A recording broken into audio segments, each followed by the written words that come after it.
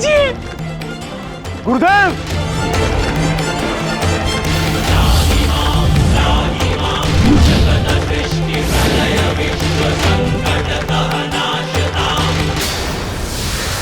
अपने भक्त की अंतिम इच्छा पूर्ण करने के लिए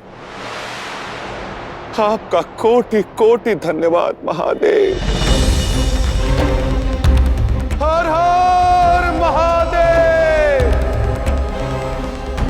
हर हर महादेव! हर हर महादेव!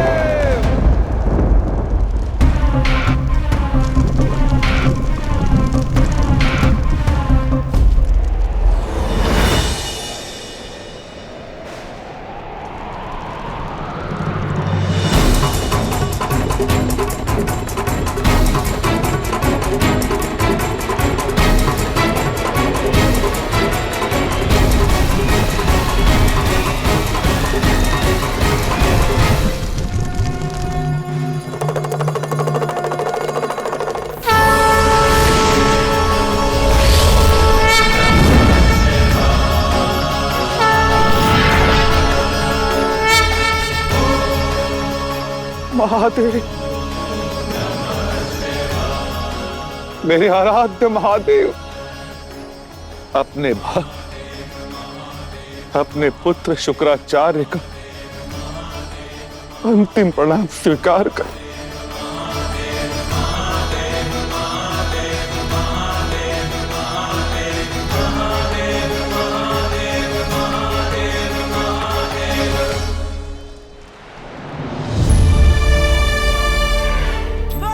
जानते हो शुक्राचार्य, तुमने क्या कहा था?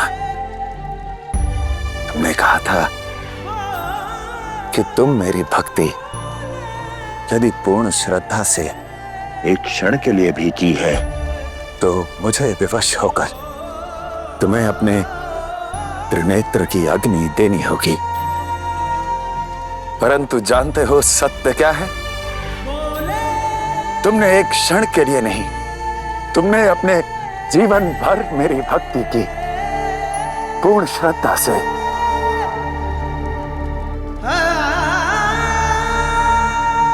इसलिए मैंने तुम्हारी इच्छा पूर्ण की।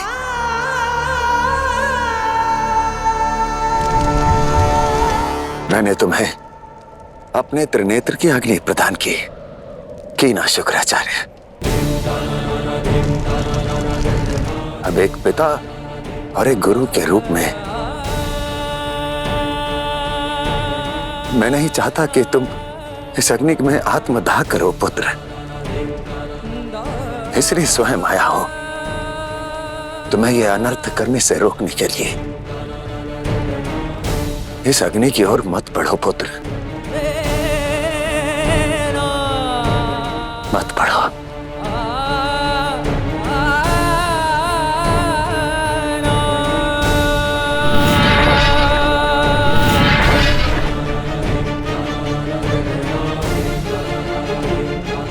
शुक्राचार्य, आप जैसा तपस्वी यूं हताश होकर जीवन रूपी वरदान से अपना मुख मोड़ दे, आपको शोभा नहीं देता असुर गुरु। लज्जा की जिस अग्नि में मैं जल रहा हूं, इस अग्नि को केवल और केवल मेरे आराध्य महादेव के त्रिनेत्र से निकली हुई अग्नि शांत करेगी। समस्त संसार में इस धरा पर मेरा मार्ग चुनने वाला अब कोई शेष बचा ही नहीं। मेरा जीवन ही व्यर्थ हो गया। अब मैं जीऊं तो भी किसके लिए? शुक्राचार्य, ऐसे दुर्बल विचार आपके जैसे महान शिव भक्त के मन में आ भी कैसे सकते हैं? और कौन कहता है कि आप अकेले हैं? यहां देखिए,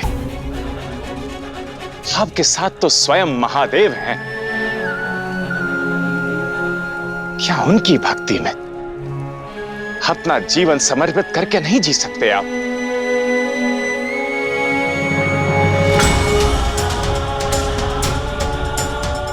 हाँ शुक्राचार्य, आप केवल शिव भक्त नहीं हैं, बल्कि महादेव के पुत्र भी हैं। इसीलिए अपने पिता तुल्य गुरु और आराध्य की बात मान लीजिए, ये हट त्याग दीजिए। हाँ पुत्र, तुम जैसे ज्ञानी को जीवन से विमुख होना शोभा नहीं देता, और आत्मदाह हो तो पाप है।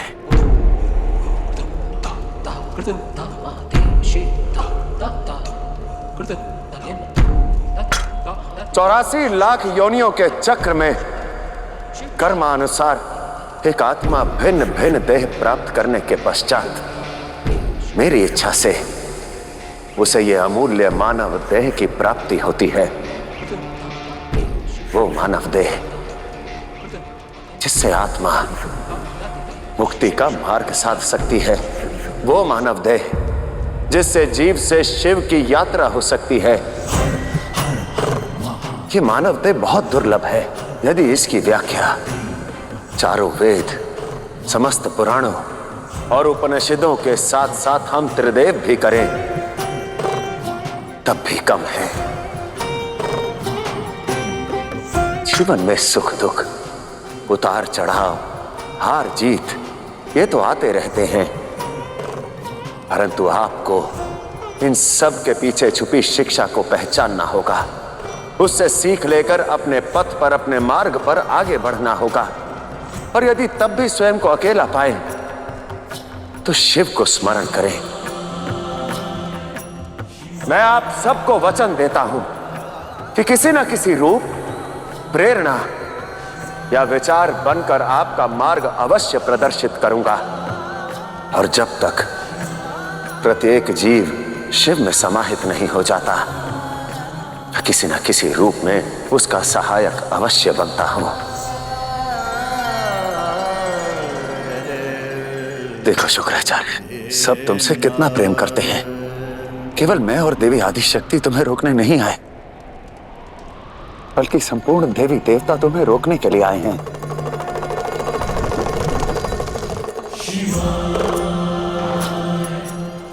पुत्र, अब तो हमारी बात मान लो। आत्मदाह का विचार त्याग दो।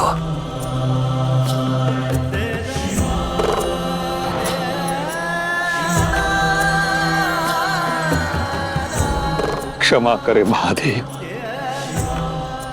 किंतु मेरे मन को पीड़ा के जिस अंधकार ने घेरा है, उस स्थान तक आपके ज्ञान का प्रकाश नहीं पहुंच पाएगा। अवश्य मेरे भीतर का ज्ञानी शुक्राचार्य समझता है कि जीवन का त्याग करना सर्वथा अनुचित है, किंतु यह असुर गुरु शुक्राचार्य ये पराजय स्वीकार नहीं कर सकता। असुर कुल को उसके उचित पद पर ना पहुंचाने की ग्लानि, ये पीड़ा, ये दुख मैं सह नहीं सकता। महादेव, जाने दीजिए मुझे, मुक्त होने दीजिए। मत रोकिए महादेव, मुझे मत रोकिए।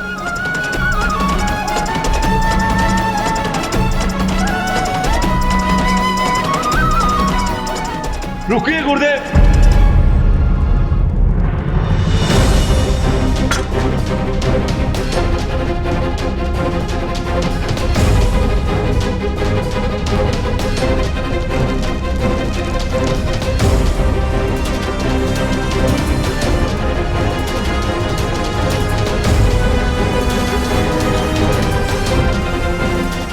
गुरुदेव, महादेव सत्य कह रहे हैं।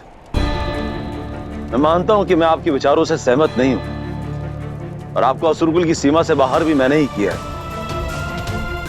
मेरे हृदय में आपके लिए सम्मान है। आपसे विनती है कि आप ये अग्नि समाधि मत लीजिए। मान जाओ पुत्र। महादेव, यदि मैं आपके लिए इतना महत्वपूर्ण हूं तो इन असुरों में से किसी एक को अमरत्व का वरदान दीजिए।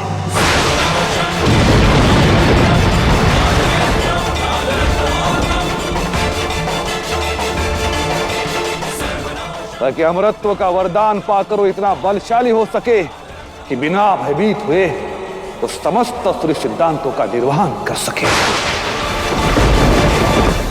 असुर गुरु, हम सभी यहां भावनाओं में बहकर आपको बचाने के लिए अनुनय विनय करने आए हैं। इस क्षण का, इन भावों का लाभ मत उठाइए और महादेव के करुणा के आगे अपने उद्देश्य को सिद्ध मत कीजिए। जो ना असुरों का उद्धार कर पाया, ना कोई शेष बचा है उद्धार करने हेतु, और ना ही जिसके सहारे ऐसा कुछ कर पाओ, तो कहा का असुर गुरु, मेरे लिए आत्मदाह ही सर्वथा उचित है।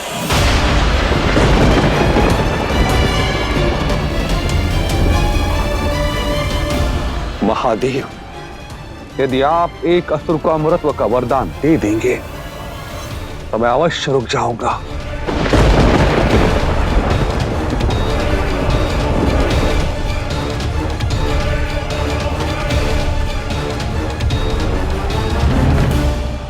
भावनाओं के आवेग में सिद्धांतों से समझौता मत करो। महादेव, यदि मेरी इच्छा पूर्ण नहीं कर सकते तो मत रोकिए मुझे।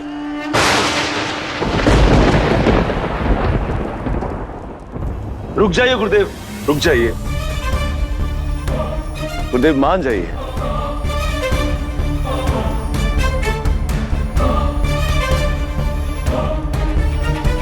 तुम्हारे कहने पर रुक जाता हूं, तुम्हारी बात मान लेता हूं, किंतु तुम्हें भी मेरी एक बात माननी होगी। जी गुरुदेव। मेरे रुकने पर तुम्हें इसी क्षण शिवत्व का मार्ग त्याग कर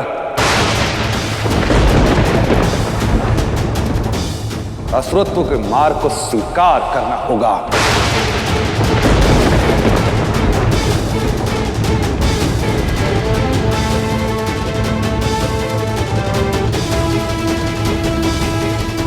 असंभव! गजासुर को शिव के पद से कोई नहीं मोड़ सकता।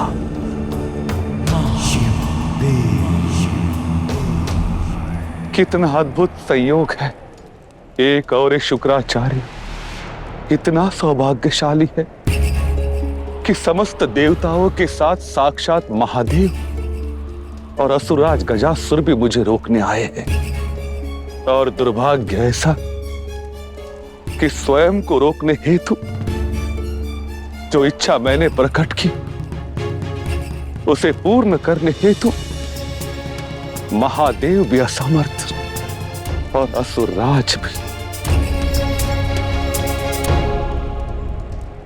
सदा पराजित होकर जीवन व्यतीत करने से तो उचित है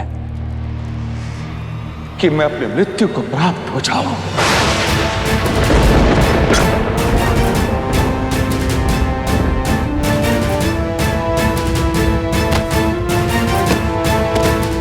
गुरुदेव मत जाइए गुरुदेव। हाँ गुरुदेव, मत कीजिए, आत्मदाह मत कीजिए।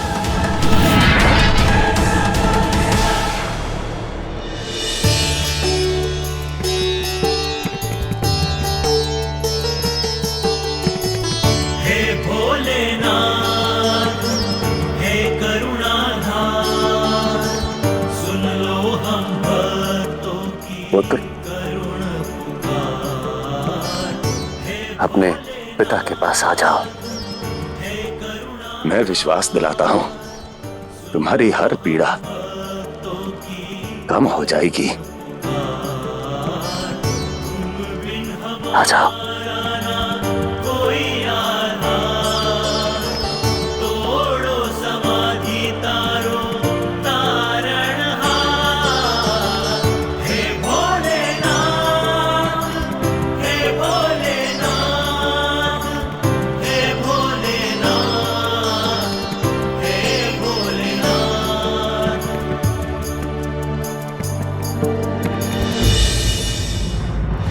सर्वशास्त्र प्रवक्तारं भार्गवं प्रणमाम्यहम्। क्षमा करे महादेव, किंतु अब ये देह आपके तीसरे नेत्र से निकली हुई अग्नि को ही अंतिम आलिंगन करेगी।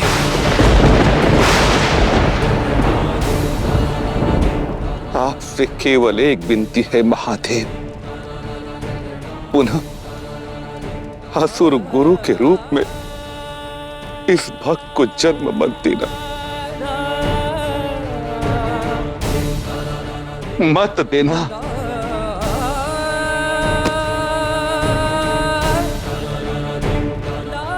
ये मेरा सौभाग्य है कि मैं अपने जीवन के अंतिम क्षण में आपके चरणों में हूं।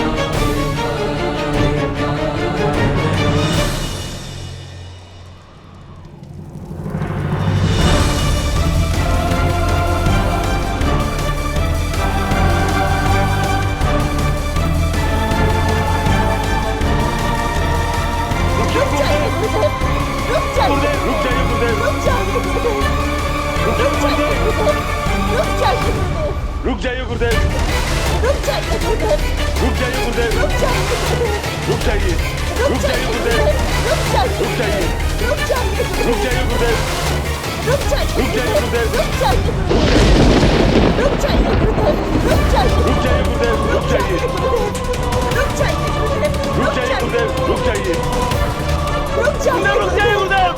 महादेव, आपके नेत्र से निकली अग्नि शुक्राचार्य को भस्म कर देगी। रोकिए उन्हें।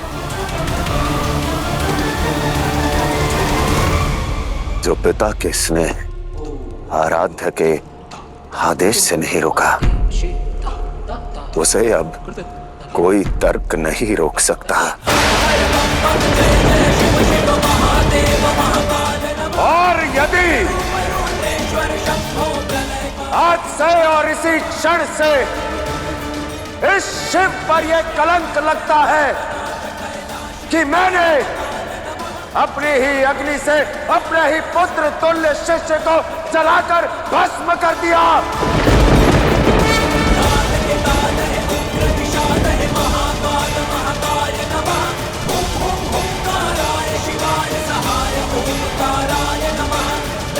तो यही सही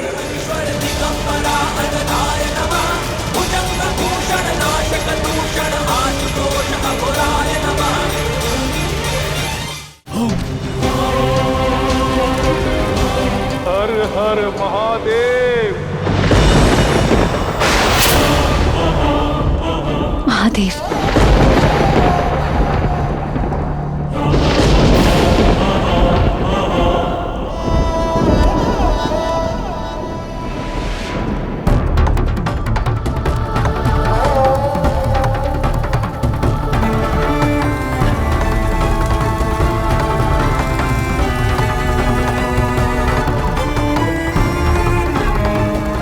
हर हर महादेव।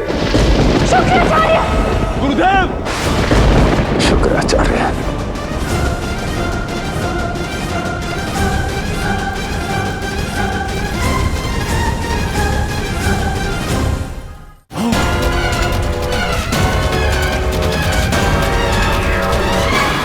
हर हर महादेव।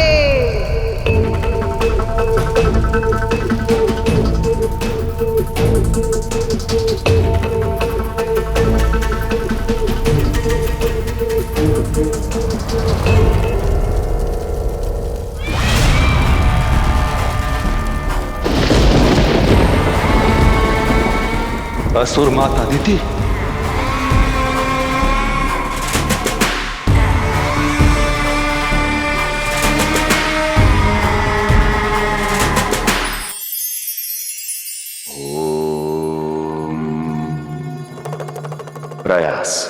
प्रयास से कठिन इस संपूर्ण संसार में और कुछ भी नहीं। सफलता की आस और असफलता का भय लेकर जो मनुष्य आशा की एक उड़ान भरता है, उससे अधिक साहसी संसार में और कोई भी नहीं हो सकता। परिवार के तानों, सगे संबंधियों के आलोचनाओं को परे कर जब कोई अपने मन की सुनता है तब उससे अधिक सामर्थ्य किसी में नहीं होता। प्रयास से कभी भी झिझके नहीं, क्योंकि यही तो सीढ़ी है जो आपको सफलता तक पहुंचाती है।